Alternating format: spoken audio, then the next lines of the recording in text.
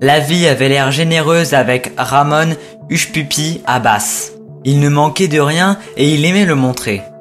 Sur son compte Instagram, cet influenceur aimait afficher ses séances de shopping à Paris, dans les boutiques de luxe comme Gucci, Louis Vuitton, ses voitures luxueuses comme sa Mercedes-Benz G-Wagon ou sa Ferrari 488 GDB, ou encore son extravagant gâteau d'anniversaire, le représentant au milieu de sacs de marque Fendi.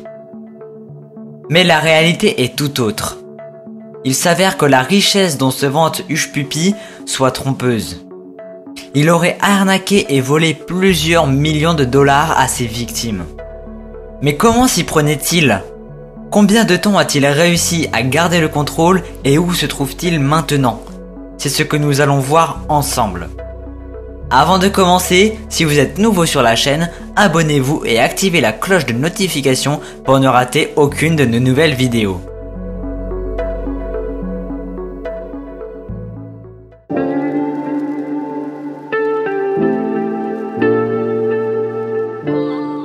Voilà comment tout a commencé. Hushpuppi, de son vrai nom Ramon Abbas, est originaire du Nigeria. Il a grandi dans un quartier pauvre de Lagos et a commencé à gagner sa vie en lavant des voitures. Son père était chauffeur de taxi et sa mère vendait du pain au bord de la route. Cette vie difficile dans des conditions modestes est ce qui a dû pousser Ramon à rêver d'une vie meilleure.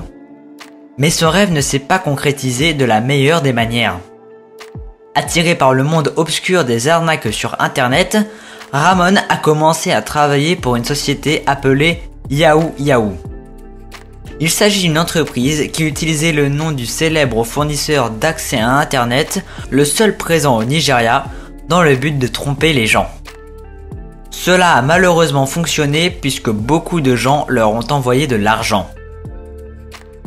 Femi Owolgbi, journaliste pour le câble, a divulgué les arnaques les plus courantes et les plus rentables orchestrées par Yahoo Yahoo. Selon lui, la technique la plus répandue consistait à se faire passer pour un soldat américain perdu en Afrique. Ils envoyaient alors des emails à des Américains leur demandant une aide financière.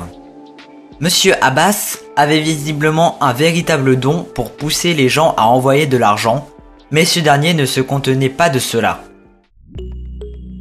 Il s'est rendu en Afrique du Sud et a fait la connaissance d'arnaqueurs encore plus malhonnêtes. Ils lui ont fait découvrir comment développer ses activités illégales à une plus grande échelle. Le succès est au rendez-vous pour Abbas après son premier gros coup. Il s'est alors offert une Rolex et a décidé de publier des photos de celle-ci sur internet. Les posts sont devenus plus extravagants au fil du temps et Ramon a réalisé qu'il avait de plus en plus de followers. Ses premiers posts Instagram remontent en 2012. En réalité, Ramon se trouvait à la tête de tout un réseau d'escrocs dont il a transféré les affaires en Malaisie, puis aux Émirats Arabes Unis. Ces publications doivent en partie leur succès au ton acerbe d'Abbas. L'un de ses premiers messages, qui montrait l'intérieur de sa Rolls-Royce, était accompagné de cette légende « Ce message est destiné à blesser mes ennemis ». Une autre photo, qui affichait une belle table bien garnie, portait la mention « J'espère que vous avez mangé aujourd'hui ». Ses followers ont adoré et lui ont donné le surnom de Bossman Hush. Rapidement, Abbas a conquis 2,5 millions de followers sur son compte Instagram Hushpuppi. Tout semblait légal à travers internet. Il arrivait à Hushpuppi de s'afficher devant des jets privés de la compagnie Jetex. On avait des doutes sur la véracité de ces photos, mais la compagnie a confirmé qu'il voyageait bien avec eux. De même pour ses séances de shopping dans un mall de luxe à Dubaï, confirmé par des employés qui le voyaient tous les jours. Ce qu'il aimait acheter ? Tout ce qui lui plaisait. Abbas était un grand amateur de voitures.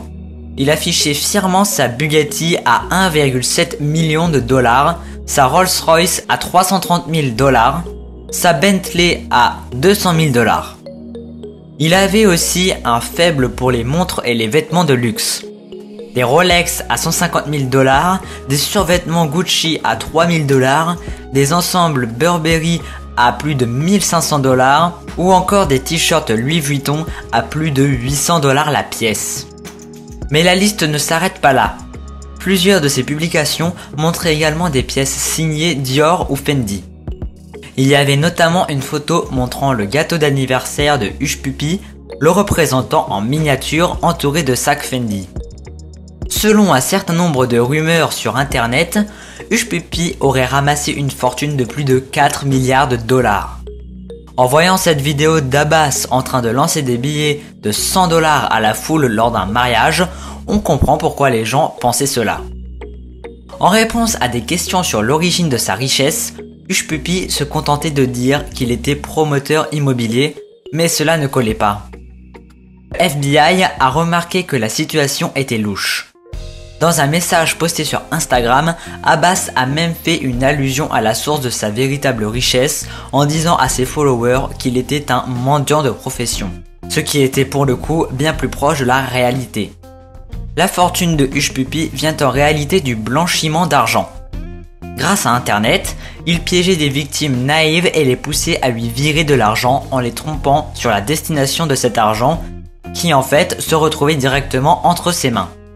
Parmi les victimes qui ont été trompées par le réseau d'Abbas, on trouvait un cabinet d'avocats new-yorkais où un employé lui a viré plus de 900 000 $, une banque étrangère dont le montant de l'escroquerie se montait à 14,7 millions de $. Mais leur plus grosse arnaque se chiffrait à 124 millions de $, dont la victime était un club de première ligue anglaise. Il a été évalué qu'Hush Puppy et son équipe parvenaient facilement à récolter entre 1 et 5 millions de $ par escroquerie, ce qui pouvait arriver 1 ou 2 fois par semaine.